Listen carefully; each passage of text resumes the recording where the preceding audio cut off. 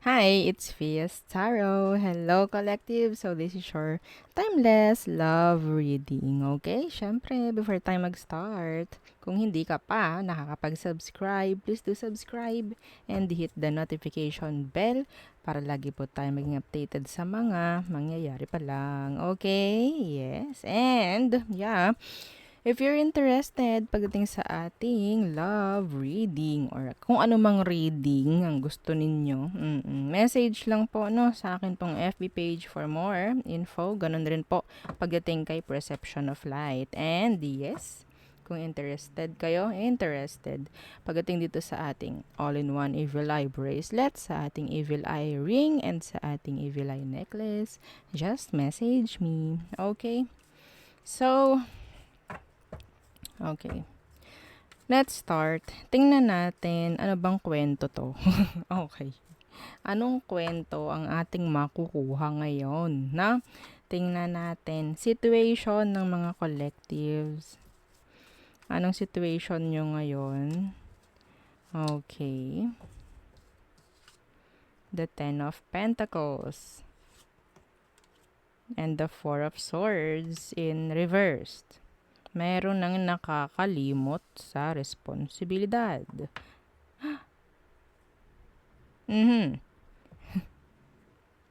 Okay? So, may nakakalimot sa responsibilidad, may nakakalimot sa, in general, okay? Some of you may kasal dito because of the Ten of Pentacles. Okay? Or nagkaroon ng matagal na sa pagsasamahan. Pero, parang may nakalimot. Oo, nakalimot. Biglang pagkagising may amnesia. Parang ganyan. Siyempre, wag nung, oo ha. Oo, hindi naman ganun. Pero, yun nga parang may nakakalimot na. No? Tingnan natin. Ano ba? Ano ba? Sino ba to? Anong meron sa kanya? The Eight of Wands. And, oo nga. The Three of Pentacles in reverse. Okay, so, itong taong ito, siguro ito nakalimot to sa lahat ng pangako na sinabi niya sa'yo. Yun ang eksakto. Nakalimot na itong taong ito sa lahat ng sinabi niyang pangako sa'yo noon. Kasi, what? Napapako na. Or, what? Hindi na niya nasusunod. Okay, napunta na lang sa wala. The Seven of Pentacles in reversed. Nasayang. Okay?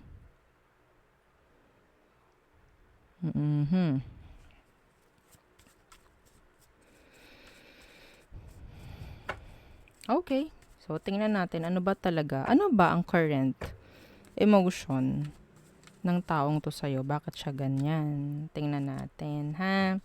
Okay. The Chariot. So, lumalayo. Dumidistansya na. Bakit? Why the Chariot? Oh my goodness. Tinanong natin bakit siya lumalayo, lumabas 7 of Cups. Ano po yun? Options. Pwedeng hindi lang ikaw, no? Ang pinagsasayangan ng oras ng taong ito. Okay? Yes. Kaya parang hindi na siya ganoon tulad sa'yo before, hindi na siya tulad nung dati, ganyan. Pwedeng noon na gagawa pa niya yung mga pinapangako niya sa'yo, pero ngayon parang okay, nasaan na? Parang naiba na. Yun, meron. May iba ito. Ito yung simula, the Three of Pentacles. Hindi ko muna sinabi yung third party dyan dahil ayoko nga nung ganun muna. Wala Pinilit tayo nito. Seven of Cups. So, sabihin nating may gumugulo sa taong ito.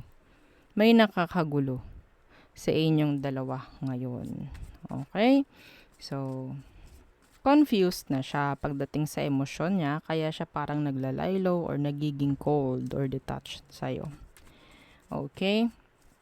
Yes.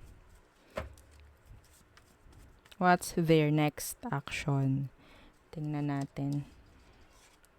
The Nine of Cups. Next action is the Nine of Cups. So, ang tendency nito, ang pangit nito, ano ba? Ang pangit na side ng Nine of Cups is being selfish. For me. Okay?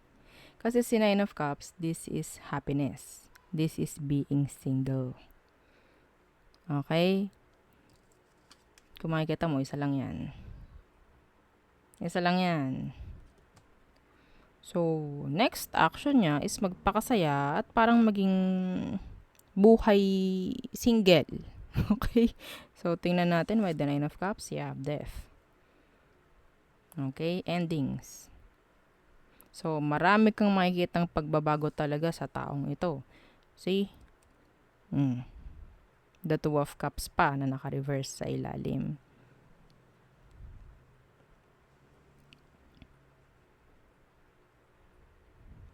Nawawala sa ruta itong taong ito.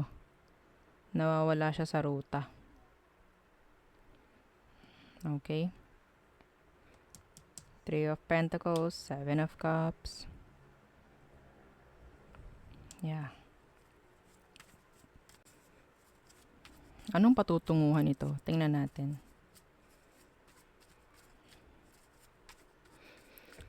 I want to get your emotion. Gusto ko makuha yung energy. Emotion mo. Sige, ngayon. Anong emosyon ng mga collectives pagdating dito? Anong emosyon mo for them? Collectives? The Queen of Wands. There's attraction. Nandoon pa rin. Attracted ka pa rin sa kanya. Kaya ka nahihirapan. Gusto mo pa rin siya, kaya sabihin natin may chance na parang kinakaya mo lang lahat. Okay? Kinakaya mo lang lahat, pero nandito na to. Dama mo na to, si Tower. Dama mo na may mali.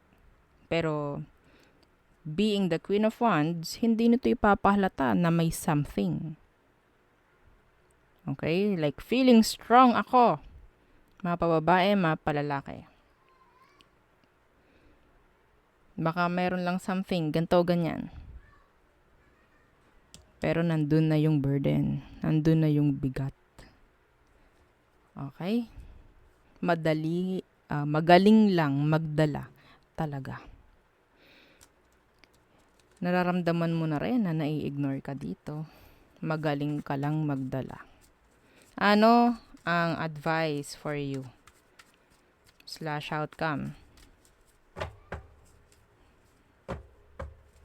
Oops. So, wala nang pagkakaintindihan dito, ha? Iba sa inyo, madalas ang away. Madalas ang away. Okay? Outcome. The Queen of Cups in reverse. So, there's ibang person dito na involved. And the Fool in reversed. Okay, so pananahimik, no? Pananahimik ang nakikita ko rito para may avoid na lang din yung kung ano man na pwedeng sabihin ng iba. Okay? So, hindi ito healthy sa totoo lang. Okay? Being the Queen of Cups na naka-reverse, pwedeng ito yung sinasabing kikimkimin ko na lang ito. Okay? So, iba sa inyo, may chance na pwedeng Libra. Hindi ko sinabing yung mga Libra is ganon, pero mostly sa mga kilala kong Libra, yung parang mag-a-adjust sila sa kung anong meron sa partner nila para mas maging okay lang. Pero, yun nga, isang dahilan kung bakit dumarating din sa punto na sila rin talaga yung nagsasuffer. At walang nangyayari pagdating sa sitwasyon. So, anong kailangan gawin? Anong kailangan gawin? Kabaliktaran. Okay? Kabaliktaran nito. Hindi mo dapat kimkimin. Mhm. Kung may napapansin ka, sabihin mo. Hindi to matatapos kung ganito ang gagawin. Okay? Ten of Swords in reverse. Nandyan yung pag-iisip mo, may stress ka, ang dami mong tanong. No? Okay?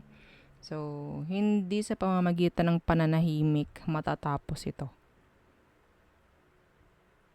Okay? You need to voice out. The Fool in reverse. Hindi ka dapat matatakot. So, nakikita mo na, hindi ka naman TNGA, no? Dahil nararamdaman mo at nakikita mo rin naman na may pagbabago na nangyayari sa kanya. Dahil nga, some of you hindi mo alam na may ibang kinahuhumalingan ito. Okay? So, or mas pinagbibigyang pansin. Pero tikom lang ang bibig mo. Kaya ikaw din ang nagsasuffer after sa lahat-lahat. You don't deserve that. Alam mo yun. Okay? Dinadala mo lang yung sitwasyon. Dinadala mo lang din yung sarili mo. Pero, you're tired. You're too tired. Okay? Huwag kang parang manghihinayang sa kung anong sitwasyon. Manghinayang ka pagdating sa sarili mo. Okay? So, yun ang aking nakikita for you, collectives.